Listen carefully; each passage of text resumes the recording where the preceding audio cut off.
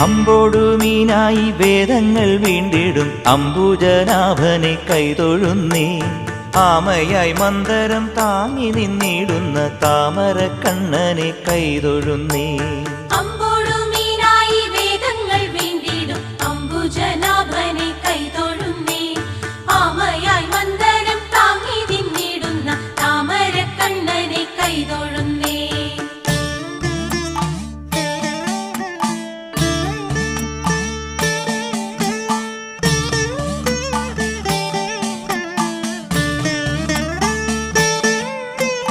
ഇക്ഷിതിയെ പണ്ടു പന്നിയായി വീണ്ടിടും ലക്ഷ്മി വരനാഥ കൈതൊഴുന്നേൻ.